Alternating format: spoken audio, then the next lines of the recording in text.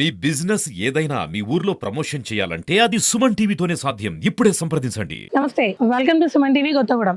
ఈరోజు నేను మన భద్రాద్రి కొత్తగూడెం జిల్లాలో ఉన్న ఒక ఇంట్రెస్టింగ్ స్పాట్ దగ్గరికి వెళ్ళబోతున్నాను. సో ఆ స్పాట్ ఏంటి అనేది నేను అక్కడికి వెళ్ళాక మీకు రివీల్ చేస్తాను. సో ఆల్మోస్ట్ కొత్తగూడెం లోకల్ నుంచి ఒక 1.5 అవర్ జర్నీ మనం ఇక్కడ నుంచి చేయాల్సి ఉంటుంది. So let's start with the journey.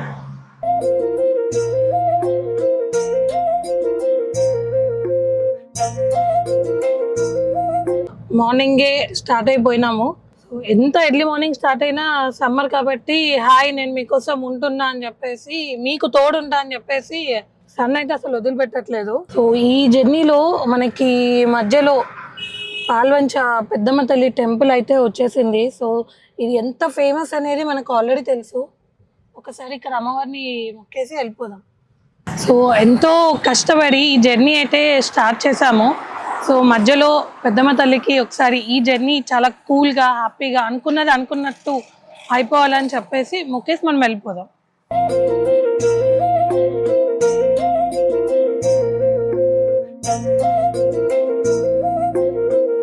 So almost 45 to 50 minutes journey తర్వాత కొత్తగూడెం నుంచి నేను భద్రాచలం అయితే రీచ్ అయ్యాను. సో ఇక్కడ నుంచి నేను ఇంకా ట్రావెల్ చేయాల్సింది 10 to 12 కిలోమీటర్స్ ఉంది. 45 to 50 మినిట్స్ తర్వాత సో భద్రాచలం అయితే వచ్చేసాము. సో ఇప్పుడు గోదావరి బ్రిడ్జ్, కొన్ని ఇయర్స్ నాటి బ్రిడ్జ్ ఇది.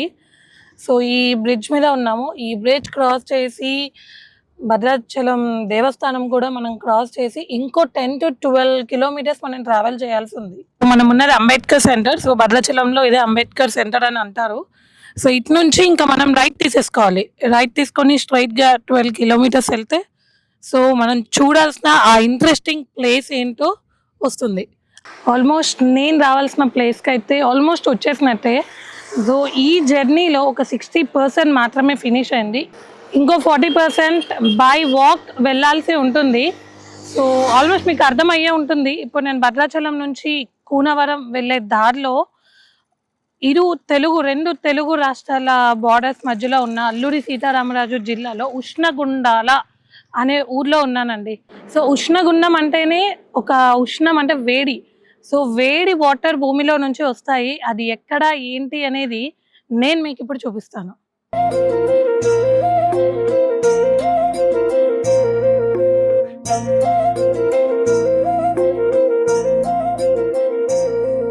అయోధ్య రామునికి వందనం, ఏకపత్ని వ్రతునికి అభివందనం, అందాల రామునికి మదే మందిరం అంటూ శ్రీ సీతారామచంద్ర స్వామి వారి కళ్యాణానికి ఉబికి వస్తుంది గోదారమ్మ.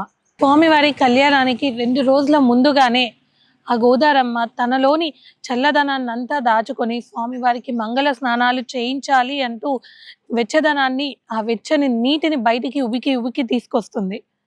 ఈ సన్నివేశం కేవలం మనకి శ్రీరామనవమి 2 రోజుల ముందుగా, తర్వాత శ్రీరామి నవమి తర్వాత ఒక్కరోజుగానే చూడొచ్చు. అది ఎక్కడో కాదు, భద్రాచలానికి 5 కిలోమీటర్ల దూరంలో ఉన్న ఉష్ణగుండంలో. ఇప్పుడు మనం అక్కడికి వెళ్ళి అక్కడ ఆ స్వామివారికి గోదారమ్మ తీసుకొచ్చే ఆ వేడి నీళ్లు ఎలా ఉంటాయి ఏంటి అనేది మనము చూద్దాం. So journey have been started అనమాట. ఇక్కడ నుంచి ఆల్మోస్ట్ మనం 1.5 కిలోమీటర్ వరకు లోపలికి నడవాల్సి ఉంటుంది.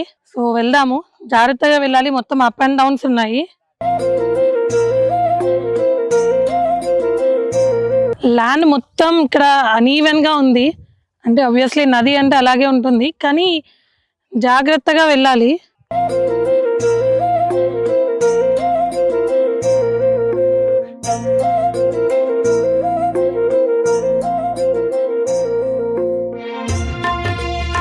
పైకి చూడడానికి మొత్తం ఎండిపోయినట్టే ఉంది, కానీ కాలేస్తే లోపలికి మొత్తం దిగబడుతుంది ఇక్కడ ఇసుక.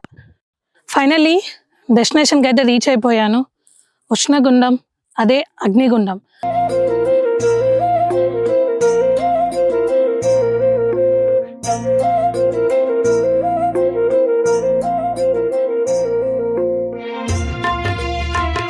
వెహికల్ పార్క్ చేసేసి ఆల్మోస్ట్ 1 కిలోమీటర్ 1.5 వరకు కూడా ఆ చెట్లు, రాళ్ళు, ఇసుకలోంచి నడుచుకుంటూ ఆల్మోస్ట్ కరెక్ట్ వాటర్ అయితే లేవు కాబట్టి అర్థం కావట్లేదు, కానీ ఎగ్జాక్ట్లీ గోదావరి మధ్యలో ఉన్నాను నేను. అలా దూరం నడవాల్సి ఉంటుంది, మొత్తం ఇసుక.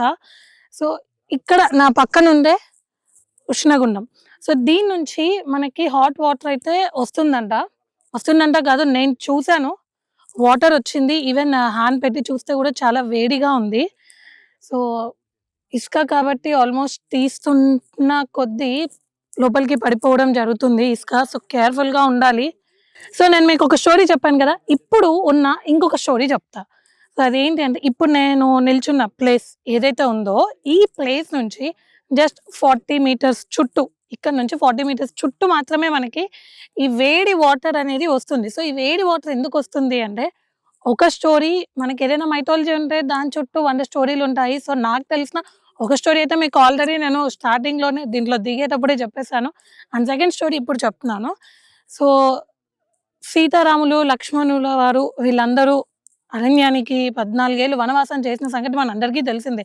సో ఈ సమయంలో సీతమ్మ వారు తన స్నానం చేయడానికి, తను ఫ్రెష్ అవ్వడానికి వేడి నీళ్ళు కావాలి అని అడిగితే లక్ష్మణుల వారు బాణం వేశారంట. సో ఎక్కడి నుంచో లక్ష్మణ వారు బాణం వేస్తే అది గోదావరి మధ్యలో పడి ఇక్కడ సీతమ్మ వారి కోసం వచ్చిన వేడి నీళ్ళు ఇవి. సో ఈ 2 స్టోరీస్ నా వరకైతే తెలిసింది. ఒకటి చెప్తాను. ఇంకొక చిన్న స్టోరీ, ఆదిశేషుడు సో ఈ ఏరియాలో, అంటే ఇక్కడ ఏరియాలో గోదావరి నది మధ్యలో రాక్షస సంహారం కూడా చేశారంట.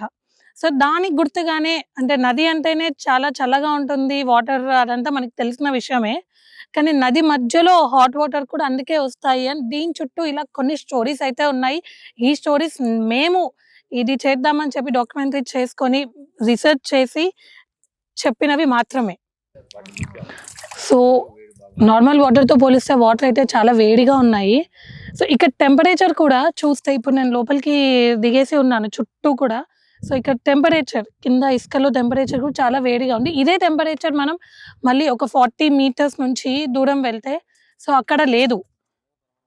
అంటే ఒకే నది మధ్యలో, నదిలో చలి ప్లస్ వేడి మొత్తం కలిసి ఉండడం అనేది ఒక అద్భుతం అని చెప్పాలి. అన్న, గోదావరిలోంచి నడుచుకుంటూ వస్తున్నారు కదా, ఎక్కడి నుంచి వస్తున్నారు? పామారు మండలం దుజ్జివారం ఊరు పక్కన, రామారావు గారి ఊరు పక్కన మా ఊరు. అక్కడి నుంచి నడిచి వస్తాం. గత ఒక 10 ఏళ్ళ నుంచి నడిచి వస్తున్నాం. ఎన్ని రోజులు? 10 సంవత్సరాల నుంచి. 40 సంవత్సరాల నుంచి నడుచుకుంటూ 5 స్టార్ట్ అయ్యింది, ఇవాళ 100 మందికి వచ్చింది. ఎప్పుడు బయలుదేరారు? మొన్న 7వ తారీఖు అండి, ఆదివారం 7వ తారీఖు బయలుదేరారు. 40 సంవత్సరాల నుంచి నడుచుకొని వస్తున్నా అన్నారు కదా, ఈ ఉష్ణగుండాల్లో చూసారా? చూసామండి, చూసాము. 3 ఏళ్ళ నుంచి 4 ఏళ్ళ నుంచి లేదు సీట్లు అసలు. అందుకోసం వచ్చే ఉడికి నీళ్ళు మేము ఎక్కడి నుంచో ఇదంతా మోసం అనుకున్నాం. కానీ మేము స్వతంగా తీసారు మనుషులు ఒక ఏడు. ఆ ఇసుక తీసి మా కాళ్ళ మీద తెచ్చి కాళ్ళే కాలిపోయింది. అంత వేడిగా వస్తున్నాయా? ఒరిజినల్ అండి, భగవంతుడు అక్కడే ఉన్నాడు. ఆ నీళ్లు మనం గాన చెయ్యి పెడితే కాలిపోద్ది అన్నమాట. చాలా వేడిగా ఉంటాయి. హీటర్లో ఎలా పెడతాము? హీటర్లో ఎంత వీటిగా ఉంటాయో అంత వీటిగా ఉంటాయి. మనం పొయ్యి మీద పెట్టి కాసినట్టే ఉంటాయి నీళ్లు. ఉష్ణగుండంలో మళ్ళీ నీళ్లు ఎక్కువ ఊరవు. ఎప్పుడు ఒక బింది 2 బిందుల కన్నా ఎక్కువ ఉండవు. డబ్బాతో ముంచుకుంటాం, ముంచి పైకి ఇస్తా ఉంటారు. చూస్తాం, ఊరికే తాకితే అబ్బా అని చెప్పేసి తీసుకుని దండం పెట్టుకుని వచ్చేస్తాం. మరి ఈ అంటే మరి ఇప్పుడు ఎన్ని సంవత్సరాల నుంచి తీయట్లేదు? ఈ గత 5 years చంద్రబాబు గారు ఉన్నప్పుడు మెయింటెనెన్స్ కానీ ఎంత ఉష్ణగుండాలు ఎంత సూపర్గా ఉండేది.